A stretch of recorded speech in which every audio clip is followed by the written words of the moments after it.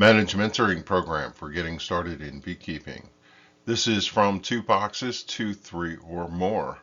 Thank you for watching. I am Kevin England. In this lesson, we will cover the fundamentals of honey supers that go above the brood nest. We will build on that by talking how to progress the bees to build all the way out to the outer frames in each box.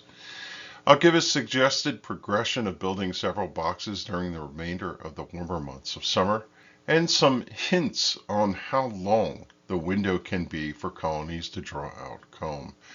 Near the end of the lesson, I'll introduce the 9-frame honey box concept, and we will finish off with some advice for banking comb for future seasons. Like the brood boxes below, when the brood nest frames are built out, you can simply add honey supers above. Generally, the colony will build from the center out. Like when building out brood boxes, make sure you keep your frames shoulder to shoulder. If you are still in the nectar flow at this point in the season, you should have a large population, and they will have no problems in building out boxes through the remainder of spring and into summer. Depending on what time of year you find yourself at, it is advisable to feed the bees if you are trying to extend the comb building season past the end of the nectar flow. The bees require a significant amount of carbohydrates in order to manufacture wax. You can support the activity by ensuring you have a supply of sugar solution to supplement what they're losing when the nectar flow tapers off. It is a curiosity to wonder what would keep the queen from coming up into honey boxes to lay eggs once the bees start to draw the comb. Some beekeepers would believe that they would need to use a queen excluder as an insurance policy to prevent the queen from passing up into the honey boxes. A typical colony will store honey across the top of brood frames. We often refer to it as the honey dome. This creates a somewhat artificial barrier that the queen generally will not pass through.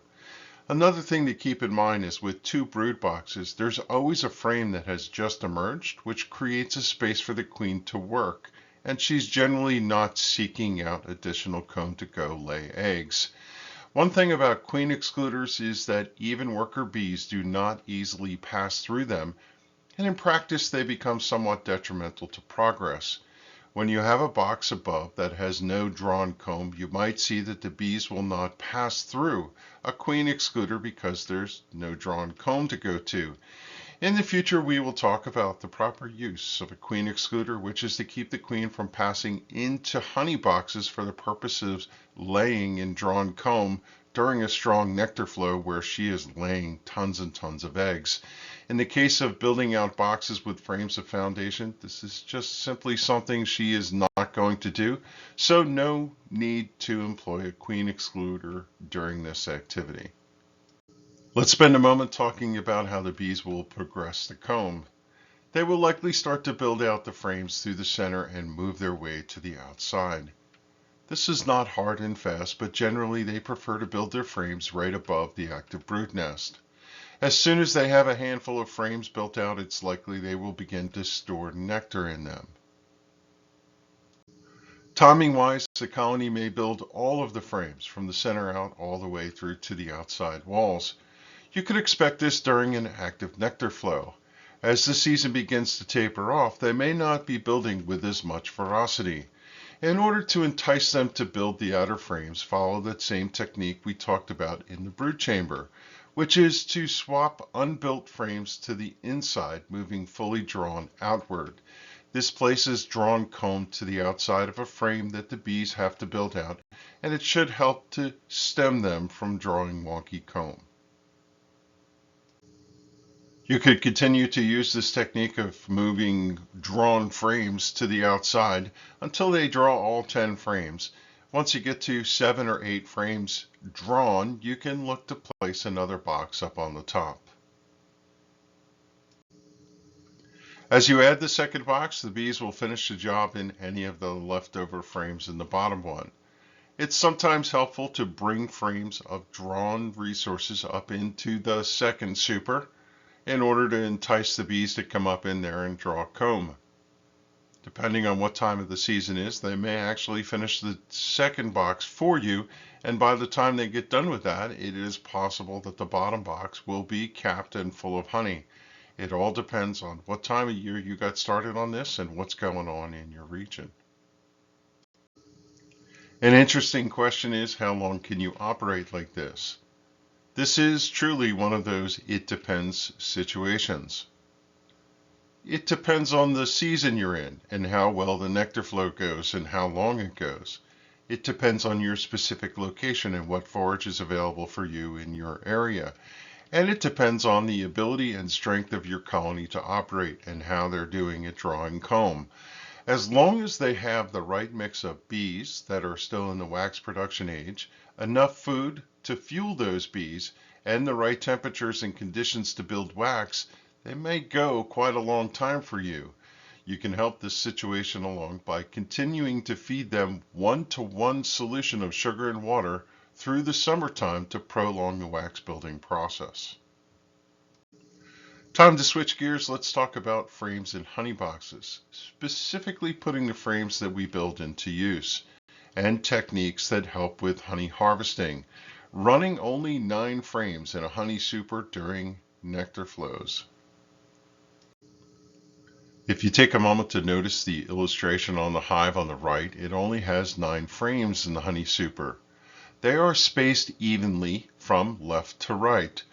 This of course means that you will leave 1 frame aside for some other use. The premise of this technique, you will see, is to allow extra space for the bees to build comb with deeper cells, cells that extend out past the face of the wooden frame material. This notion seems a little contrary to what we've been saying all along about how to build frames out and maintaining bee space. Earlier in this lesson, we instructed you to put 10 frames in the box. That is not wrong. When bees are drawing foundation, it is important to use all 10 frames so that the bees do not draw wonky comb. However, when it comes to enticing them to build honey frames, it's actually a clever trick to leave them a little more space. When they start with drawn comb, they will build the cells a little bit deeper before they will cap them off. And as the illustration demonstrates in the lower right corner, we can use this to our advantage, as it makes it far easier for removing the capping when we can slice off the outer surface because it protrudes ever so slightly from the face of the frame. On the whole, this is a tried and true practice, and truly a benefit, as you will come to learn when it comes to extraction time. We will revisit this in the lessons that cover harvesting honey later in this program. A universal truth in beekeeping is that drawn comb is a very beneficial resource. Whatever you can do in your first season to get drawn comb for future seasons, it provides significant utility.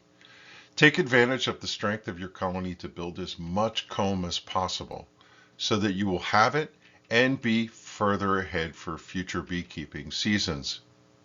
If you're in a zone that has a fall nectar flow, you might even be able to put your drawn honey supers into practice for a fall honey harvest. A quick aside, in time we will coach you to contract the space for the colony down to a manageable size just in time for winter. More on that as we get into our lessons for late summer and preparations for fall. But for now, try and add as many honey supers on top as you can and get that foundation drawn out. This brings to close this lesson on going from the first 2 boxes, or 3 if you're running all mediums, to drawing comb for honey supers above. Our next lesson focuses on the instructions and reasons for feeding during summertime. Then we set the stage for the potential for a fall nectar flow and ensuring that colonies are not going to hit some road bumps when heading into the summer stretch. If you have a question, you can ask at our next online session. You can also send an email to the address on the slide. If you're watching the video from YouTube, you can leave a comment below, and also be sure to subscribe to see our new videos as they're posted. Thanks for watching. We'll see you at the next lesson.